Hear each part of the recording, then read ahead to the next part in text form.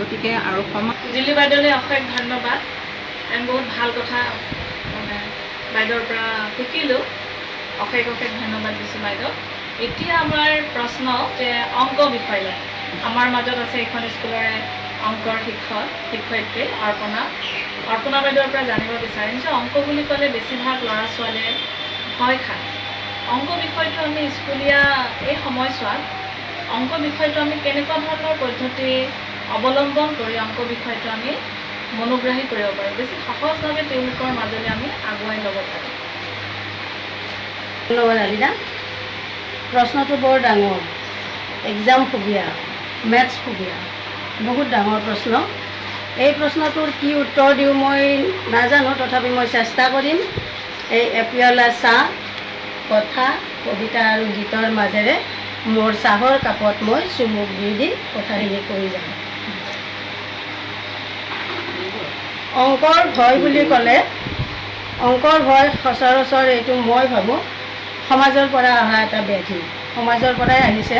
কাৰণ কোনো ল'ৰা ছোৱালীয়ে অংক বুলি ক'লে অংক কি নাজানে, ভয় কৰাৰ আগতে অংকটো কি বস্তু সেইটোৱে নাজানে। কিন্তু আমাৰ অভিভাৱক হওক বা আমাৰ ওচৰ চুবুৰীয়া বুলিয়ে কওঁ, বেলেগৰ ফালৰ পৰা তেওঁলোকে জানে যে অংকটো বিৰাট ভয়ানক বস্তু। গতিকে সেইকাৰণে আমাৰ এডমিশ্যন দিবা অহাৰ আগতে বা দিয়াৰ পিছতো গাৰ্জেন বা অভিভাৱকে আহি কয় যে বাইদেউ অংক টিউশ্যন দি দিম বা দিলোঁ, তাৰমানে তেতিয়াই গম পাওঁ অংকটো খুব ভয়ানক বস্তু। কিন্তু এই অংকৰ ভয়টো মাৰিবলৈ হ'লে প্ৰথমে আমাৰ শিক্ষকগৰাকী, যিগৰাকী শিক্ষকে অংকৰ ক্লাছ লয়, তেখেতৰ শ্ৰেণীকোঠাত উপস্থাপনটো প্ৰথম আকৰ্ষণীয় হ'ব লাগিব। পিন্ধন উৰণ কথা ধন্যবাদ অৰ্পণা বাইদেউ, আপোনাৰ পৰা নতুন ধাৰণা বা আগতে যদি কোনোবাই কৰে নাজানো, ৰঙৰ ধাৰণাটো অংকৰ লগত যে ৰঙৰ আমি সংমিশ্ৰণ কৰিব পাৰোঁ, সেই ধাৰণাটো আমি বহুতখিনি অংক আমি সহজ কৰিব পাৰোঁ আচলতে। এতিয়া আমি আমাৰ বিদ্যালয়ৰ বন্দনা বাইদেউৰ পৰা জানিব বিচাৰিম যে মাতৃভাষা আমাৰ বিদ্যালয়ৰ শিক্ষাৰ মাধ্যম হিচাপে মাতৃভাষাৰ প্ৰয়োজনীয়তাটো কি আজিৰ যুগত? ধন্যবাদ আবিদা। প্ৰশ্নটো বৰ্তমান শিক্ষা ব্যৱস্থাৰ অতি গুৰুত্বপূৰ্ণ বিষয়। মাতৃভাষা শিক্ষাৰ মাধ্যম হ'ব পাৰেনে নোৱাৰে বা প্ৰয়োজনীয়তা কিমান? মই ভাবোঁ মাতৃভাষা মাধ্যমটো শিক্ষাৰ এটা গুৰুত্বপূৰ্ণ অংশ। অসমীয়া মাধ্যমটো আমাৰ যিহেতু আমি জন্ম হৈয়ে মাতৃৰ কোলাত প্ৰথম ভাষা শুনো, অসমীয়া ভাষাটোৱে শুনো আমি মাতৃৰ কোলাত, মাতৃভাষা যিটো সেইটোৱে শুনো। গতিকে সেইটো শুনিয়েই আমি ঘৰত ডাঙৰ দীঘল হওঁ। তাৰপিছত আমি বিদ্যালয়লৈ অহা আৰম্ভ কৰোঁ।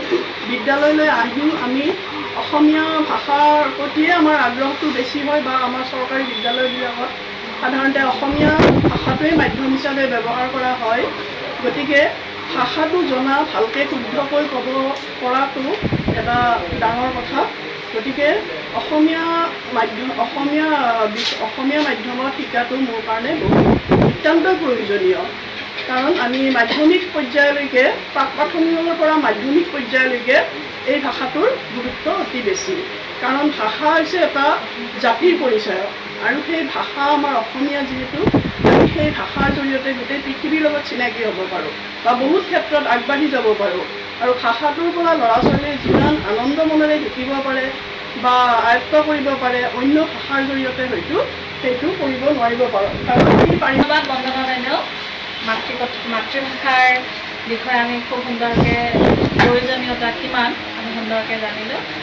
আৰু হয় বাইদেউ কথাটো ঠিকে, আমি সপোনটো আৰু আমি ইংৰাজী ভাষাত নাচাওঁ, সপোনটো আমাৰ কিন্তু অসমীয়াতে আহে, হয়নে? আমাৰ সেনেকৈ সপোনটো যেনেকৈ আমাৰ অসমীয়াত আহে, ঠিক তেনেদৰে মাতৃভাষাৰ প্ৰয়োজনীয়টো আমাৰ শিক্ষা ব্যৱস্থাত কিমানে প্ৰয়োজনীয়। এতিয়া মই জানিব বিচাৰিম আমাৰ ভিক্টৰিয়া বাইদেউৰ পৰা, যিহেতু তেওঁ ছাত্ৰ ছাত্ৰীসকলৰ কাউন্সিলিঙৰ লগত জড়িত থাকে আৰু তেওঁ শিক্ষা বিভাগৰে তেওঁ। স্বাস্থ্য মানে আচলতে কি? স্বাস্থ্য মানে অকল শাৰীৰিক স্বাস্থ্যটো আমি নুবুজাওঁ, স্বাস্থ্য মানে মানসিক আৰু শাৰীৰিক দুয়োটাই।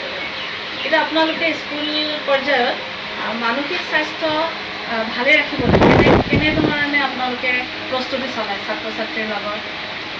নমস্কাৰ, ধন্যবাদ আবিদা বা, আপুনি মোক এটা সুন্দৰ প্ৰশ্ন কৰিছে। শিক্ষা বিষয়ৰ লগত এই বিষয়টো জড়িত হৈ আছে।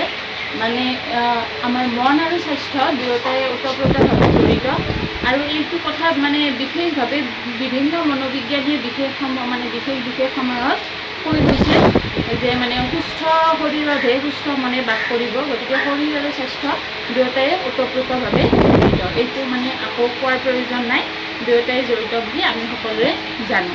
এতিয়া শিক্ষক হিচাপে কিনো দায়িত্ব আছে আমাৰ? আমিতো সদায় পঢ়া শুনাৰ লগত জড়িত হৈ থাকোঁ, আমি শিক্ষা প্ৰদান কৰোঁ, কিন্তু ছাত্ৰ ছাত্ৰীৰ মানসিক স্বাস্থ্যটো কেনেকুৱা হৈ আছে এই কথাৰ ওপৰতো কিন্তু তেওঁলোকৰ শিক্ষা গ্ৰহণ বা শিক্ষাদানৰ এই মানে যিটো প্ৰণালী সেইটো বিশেষভাৱে জড়িত হৈ আছে।